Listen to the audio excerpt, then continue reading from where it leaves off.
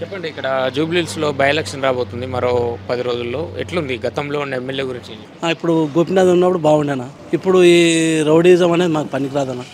మాకు కేసీఆర్ ప్రభుత్వం మాకు మంచి 100% ఆయన పనిచేస్తాను. వేరే గవర్నమెంట్ మాకు అవసరం లేదు.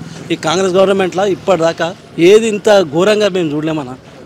నేను మొన్నదాకా సోషల్ వర్కర్ ఉండే మంచిగా రియల్ ఎస్టేట్ చేస్తాను. సోషల్ వర్కర్ రియల్ ఎస్టేట్ దాంట్లో అప్పుడు ఉన్నంత నాకు ఇది ఇప్పుడు దేంట్లో లేదన్నా. నేను ఇప్పుడు కార్ డ్రైవర్గా చేస్తున్నాను. బండి నాది అదే కార్, అది ఇక కార్ డ్రైవర్ చేసుకోవాల్సి వస్తుంది. అంటే మా బతుకులు ఏంటంటే ఈ గవర్నమెంట్కి ఎందుకు ఓట్లేసి గెలిపించారు అనేది మాకు తెలియదు. మొత్తం హైదరాబాద్ డివిజన్లో మొత్తం మనకి కేసీఆర్ ప్రభుత్వం బాగా ఇచ్చేసింది. కానీ ఏంటంటే ఊర్లలో కొద్దిగా జనాలు ఏంటంటే మిస్టేక్గా ఆయన వేసి మోసపోయే జనాలు. రైతు బంధు కానీ మన రైతు బంధు కానీ మన పెన్షన్ కానీ ఏదో 2500 ఇస్తామని అది కానీ ఏది ఎక్కువ ఇస్తామని ఆశ చూపించే జనాలు ఇలా జనాలు మోసపోయినా అదే.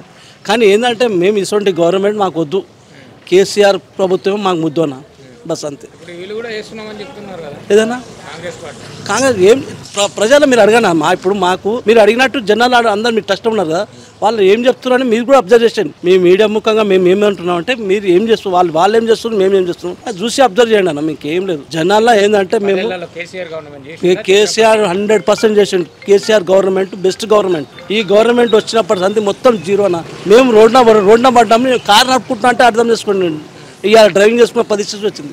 మేము ఇంతకుముందు రియల్ ఎస్టేట్ ఉండే నెలలో 2 నెలలు ఒక్కొక్క ఫ్లాట్ అమ్ముకున్నా కానీ మాకు ఎంతో జీవనం సాగుతుండే. అటువంటి పరిస్థితి పోయి మాకు జీరో పరిస్థితి అయిపోయిందన్న. పడిపోయిందన్న. ఏం లేదు. ఏం గవర్నమెంట్ హైడ్రా తీసుకొచ్చి మొత్తం చేసిన సైడ్ 3 తెచ్చిన హైడ్రా.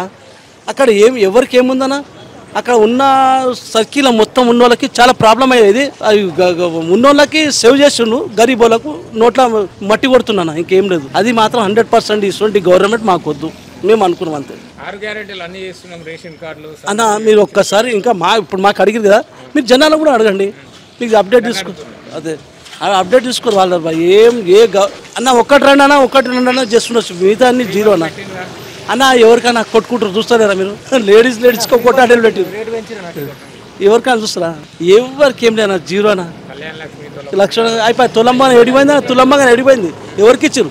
ఉన్నదే ₹1,00,000 ఇవ్వడానికే అవుతలేదన్నా. ఇంకా తులంబంగారు ఎడికేస్తారు. ఆల్రెడీ కేటీఆర్ సాబ్ కూడా అయిపోయాడు. ఆ తులంబంగారు మీ ఇంటింటికి పోయి అడుగురాను. ఇప్పుడు మాకు ఏది బాకీ కార్డు అని ఇచ్చారు. ఇంతకుముందు వాళ్ళు సేమ్ కార్డు పెట్టారు. ఇప్పుడు ఈ కార్డు పెట్టి ఏం చేస్తారు? ఇప్పుడు మేము పెట్టినాం బాకీ కార్డు అని, మాకేం రెస్పాన్స్. వాళ్ళు ఇంటింటికి పోయి వాళ్ళు ప్రచారం చేసినా రెస్పాన్స్ ఇస్తారు.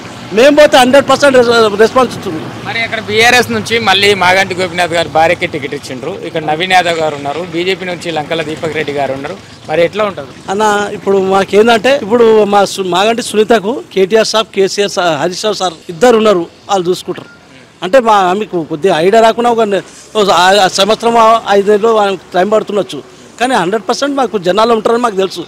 మాకేందంటే మాగంటి గోపీనాథ్ అన్న మాకు ఏమన్నా అడగంగానే మాకు ఏది కావాలంటే ఇట్లా చేసి పెడుతుండే అన్న. ఇప్పుడు ఈ గవర్నమెంట్ మా బీఆర్ఎస్ గవర్నమెంట్లో రోడ్లు పడ్డాయి మొత్తం టోటల్గా. ఎక్కడ చూసినా రోడ్లు పడ్డాయి అంటే గోపీనాథ్ పుణ్యమ్మ. కావాల్సిన కార్యకర్తలకి చేసుకున్నాడు అనే విమర్శలు ఉన్నాయి. లేదు. ఇప్పుడు నాకు అవసరం లేదు కదా ఈ రోడ్డు. జనాలు అందరికీ అవసరం కదా. అదే జనాలకు అన్నీ అనవసరం కదా. అవసరం ఉన్నాయని చేసిండు. మాకేంది జనాలకు ఏం అవసరం ఉందో అదే మాకు చేసిండు.